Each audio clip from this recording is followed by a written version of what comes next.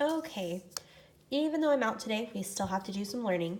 So make sure that you've picked up the 7-3 quiz or 7-3 notes after you finish your quiz. Pick it up from the sub, okay?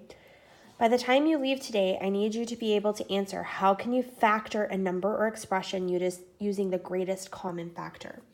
And today it's going to be really important. Anytime you hear the word factor, you're going to think about it two ways. One, we'll think about it the definition way. But secondly, anytime I'm asking you to factor, I'm asking you to undistribute.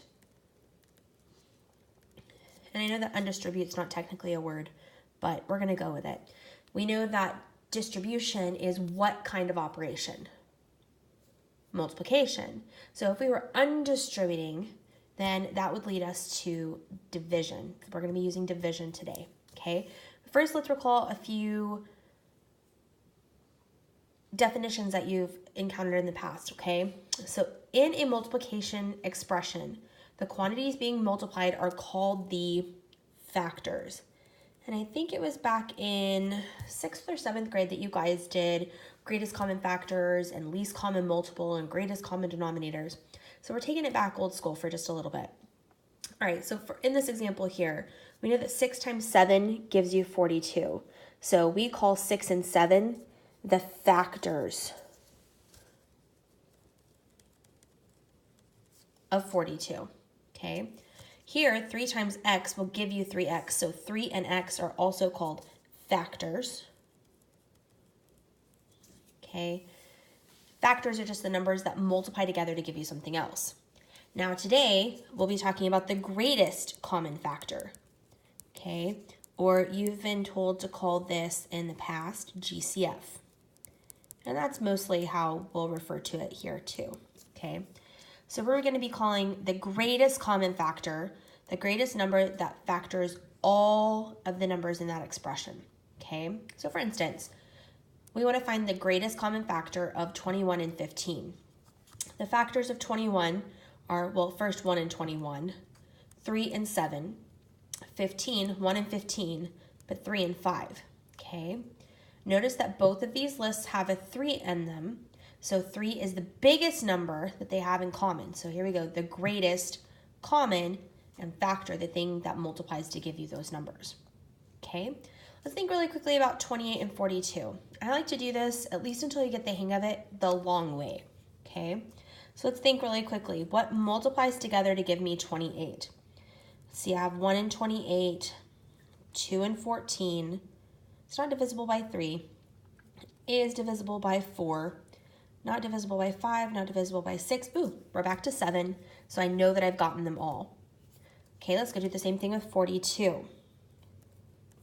Okay, I know that it's 1 times 42, 2 times 21, 3 times 14, not divisible by 4 or 5, 6 times 7, we're back to 7. I know that I've gotten everything. Okay, so let's look to see what they have the largest. Most kids, when I ask, they'll say that 7 is the highest just looking at the two, and that's because they often forget about 14. So I do encourage you to write out the factors just so that you don't accidentally miss anything. So here we would say that 14 is the greatest common factor between 28 and 42. So let's think about really quickly how we would teach this to somebody else, okay? What I would write here is list all factors of each number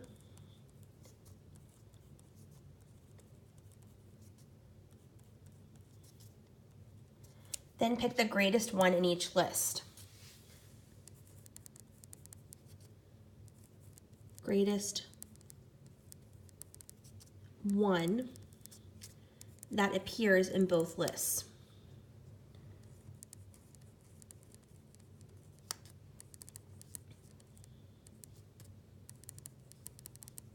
Okay, so we're going to list all the factors and pick the greatest one that appears in both lists. Remember, we're talking about the common factor, so it needs to be in both lists.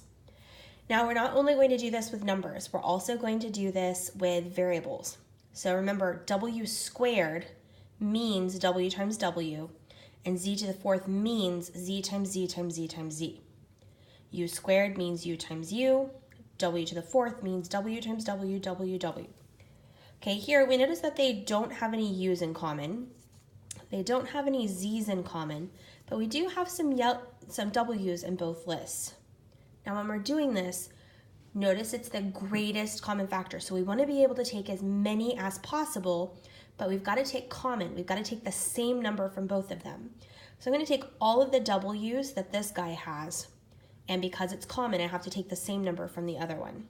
So here, the thing that I circled becomes your greatest common factor. W times w gives me w squared. So we would say that w squared is the greatest common factor. Now let's do this for 120a cubed b squared and 90ab cubed. Really quickly, I want us to talk about a calculator shortcut here.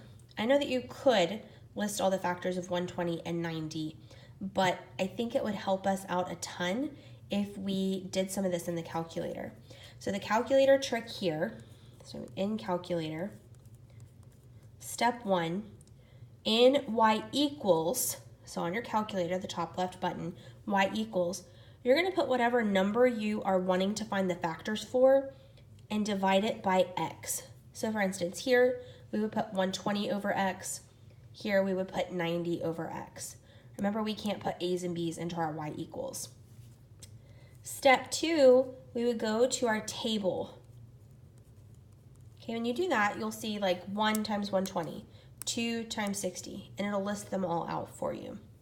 Okay, look in those tables. So if we put in y1 the first number, and in y2 the second number, okay, so in y1 I would put 120 over x, and y2 I'd put 90 over x.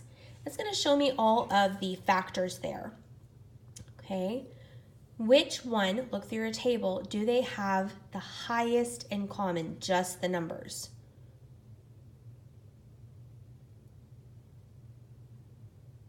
You'll see that the highest thing that they both have in common is a 30, right? 30 goes into 120 and 30 goes into 90.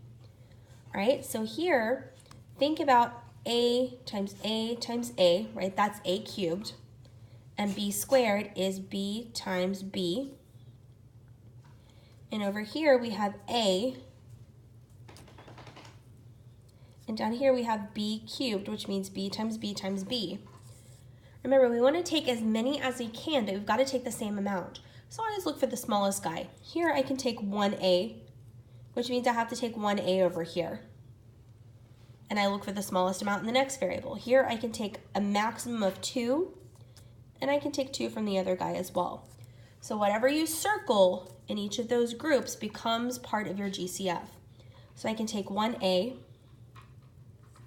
and 2 b's. So 30ab squared would be what both of these guys have in common. I want you to now try to describe how you would find the GCF of variables. Compare with a friend.